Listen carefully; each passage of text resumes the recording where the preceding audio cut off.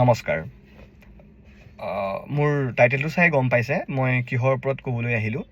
সকলোৱে হয়তো নিউজ চেনেলত দেখি আছে যে ইণ্ডিগ'ৰ ফ্লাইটবিলাক কেঞ্চেল হৈছে, ডিলে কৰি কেঞ্চেল হৈছে, আৰু প্ৰত্যেকটো এয়াৰপৰ্টত মানুহৰ ভিৰ, মানুহে কষ্ট পাইছে, মানুহে কান্দিছে, মানুহৰ খাবলৈ নোপোৱা টাইপ এটা অৱস্থা হৈছে।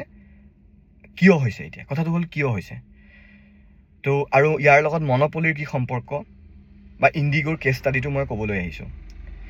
ইণ্ডিগ'ৰ কথাটো হ'ল বৰ্তমান সময়ত ইণ্ডিগ'ই এপ্ৰক্স 65% মাৰ্কেট শ্বেয়াৰ লৈ আছে ডমেষ্টিক ফ্লাইটৰ বাকীবিলাকৰ তুলনাত।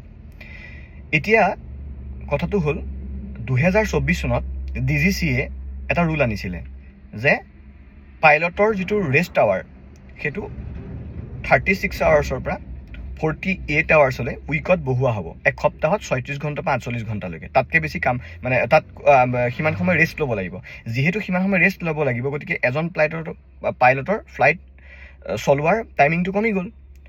কিন্তু সেই বছৰ 24ত আহিছিলে, কিন্তু ইণ্ডিগ'ই তাত কাম নকৰিলে। কাৰণ কিয় নকৰিলে? তেওঁলোকে ফিক্স কষ্ট বাঢ়ি যাব। এতিয়া তেওঁলোকে ফিক্স কষ্ট বঢ়াব বিচৰা নাই, কাৰণ তেওঁলোক বহুত ডিচিপ্লিনত চলা কোম্পানী এটা। তাৰপিছত হ'ল কি, এতিয়া যেতিয়া ডেডলাইনটো আহি গ'ল যে ইয়াৰ পিছত আৰু নোৱাৰিব চলাব, তেতিয়া তেওঁলোকে এইবোৰ কৰা আৰম্ভ কৰিলে। এতিয়া কথাটো হৈ গ'ল, কিয় নোৱাৰিলে ইমান দিনত? তেওঁলোকে ইচ্ছা নকৰিলে নে তেওঁলোকৰ কেপেবিলিটি নাই নে? নহয়, কেপেবিলিটি আছে তেওঁলোকৰ কেপেবিলিটি আছে, আৰু তেওঁলোকে ইচ্ছা কৰিলে সুন্দৰভাৱে কৰিব পাৰিলেহেঁতেন। কিন্তু নকৰিলে কিয়? তেওঁলোকে ভাবিলে যে আমি এইটো নকৰোঁ, কাৰণ তেওঁলোকে জানে যে আমাৰ 65% মাৰ্কেট শ্বেয়াৰ আছে, কাষ্টমাৰ আমাৰ ওপৰত ডিপেণ্ডেণ্ট আছে। গতিকে আমি যদি টিকেট বুকিং কৰোঁ, তাৰপিছত এনেকৈ কৰি এটা পেনিক চিটুৱেশ্যন ক্ৰিয়েট কৰোঁ ইণ্ডিয়াত, তো গভৰ্ণমেণ্টৰ ওপৰত প্ৰেছাৰ আহিব, আৰু গভৰ্ণমেণ্টৰ ওপৰত প্ৰেছাৰ আহিলে গভৰ্ণমেণ্টৰ ৰুলটোত ৰিলেক্সেশ্যন আনিব পাৰে। তেওঁলোকে সেইটো ভাবিছে, কাৰণ তেওঁলোক বহুত ডিচিপ্লিন কোম্পানী এটা।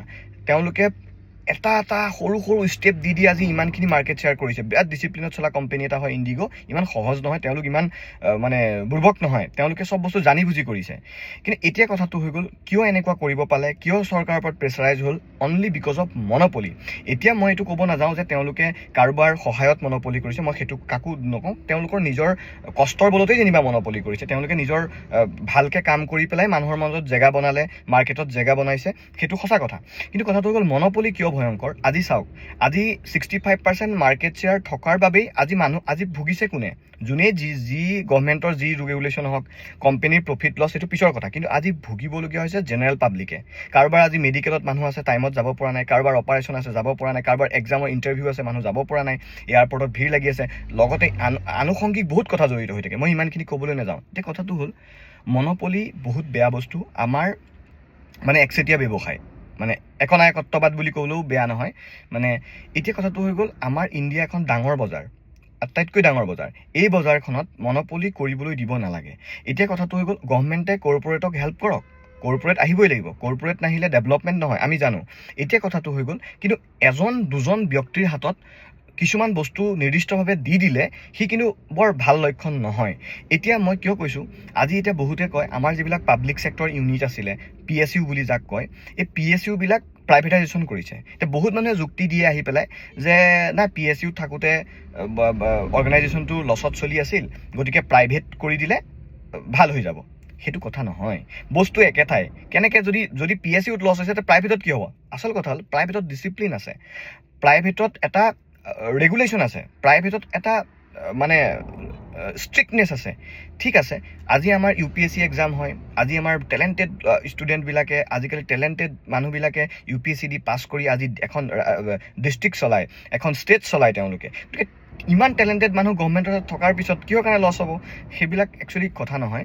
কাৰণ কিয় তাতে আমি ষ্ট্ৰিক্ট কৰোঁ, পইচা খাইছে, কিবা কৰিছে, আমি তাতে ষ্ট্ৰিক্ট কৰোঁ, নাকি আমি ইয়াতে কৰোঁ, কনভাৰ্টেই কৰি দিওঁ প্ৰাইভেটাইজেশ্যনলৈ। প্ৰাইভেটাইজেশ্যন হৈ গ'লে কিহৰ কাৰণে হ'ব লাগিব? মিক্স ইকনমি হ'ব লাগে, প্ৰাইভেটাইজেশ্যনো থাকিব লাগিব, গভৰ্ণমেণ্টৰ ৰুলো থাকিব লাগিব। ফুল্লি প্ৰাইভেটাইজেশ্যন হ'লে কি হ'ব? আজি যদি এটা ৱৰ্ষ্ট চিটুৱেশ্যন আহে ইণ্ডিয়াত, যিকোনো ছেক্টৰত, যদি সেইটো কমপ্লিটলি প্ৰাইভেটৰ হাতত থাকে আৰু গভৰ্ণমেণ্টৰ হাতত থাকে, গভৰ্ণমেণ্টৰ হাতত থাকিলে কি হ'ব? যিমান বেয়া হ'লেও গভৰ্ণমেণ্টে লছ কৰি হ'লেও পাব্লিকৰ ভালৰ কাৰণে তেওঁলোকে ক'ৰবাৰ পৰা টেক্স বঢ়াই কিনি যি হ'লেও সেই লছটো গেপটো মাৰি হ'লেও কিন্তু পাব্লিকৰ মূৰত মাধমাৰ পৰিবলৈ নিদিয়ে।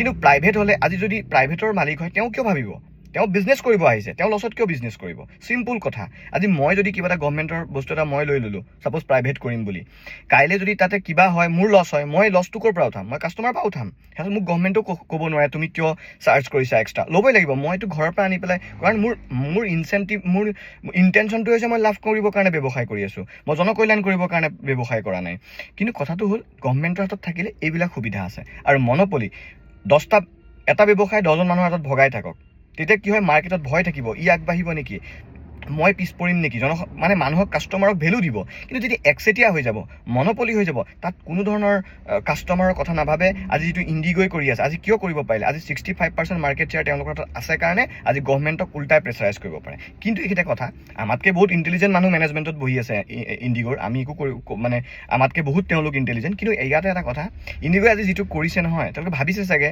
আমি আকৌ আহি যাম বা আমি আকৌ ধুনীয়াকৈ চলিম কিন্তু মোক লাগি আছে বা বহুতখিনি এক্সপাৰ্টে কৈ আছে যে ইয়াত থাৰ্ড পাৰ্টি এণ্ট্ৰি হ'ব নাজানো কাৰ কি ইনিচিয়েটিভ আছে ইয়াতে কিন্তু ইয়াত third party entry 100% third party entry হ'ব এয়াৰলাইন্সত খালি মই এতিয়া ৰাইজক এটাই কথা ক'ম এইকেইদিনত কোনো ধৰণৰ ইণ্ডিগ' বুক নকৰিব চাই লওক ফেব্ৰুৱাৰীলৈকে চাই লওক 2-4 দিনতে কিবা এটা ব্যৱস্থা হ'ব চাগে কিন্তু ইণ্ডিগ' বুক নকৰিব আৰু প্লিজ মানে নিজে ভালকৈ থাকক আৰু এইবিলাক কথাত আমি ৰাইজবিলাকে অলপ মাতিব লাগে এই মন'পলি কিয় হৈ আছে কিছুমান বস্তু আমি চাব লাগে চব বস্তু গভৰ্ণমেণ্টৰ ওপৰত এৰিলেও নহয় আমি কিছুমান বস্তু চাব লাগে আমি এপিল কৰিব লাগে গভৰ্ণমেণ্টৰ হয়তো কিছুমান দৃষ্টিগোচৰ নহ'বও পাৰে সেই আমি ভোটটো দি অকল সেনেকুৱা নহয় মানে বস্তুবিলাক চ' সেইটোৱে আৰু ধন্যবাদ বহুত দীঘলীয়া হৈ গ'ল হেৰিটো কেছ ষ্টাডি আছিলে ক'বৰ কাৰণে আৰু মন'পলি বহুতখিনিয়ে ভয়ংকৰ ঠিক আছে থেংক ইউ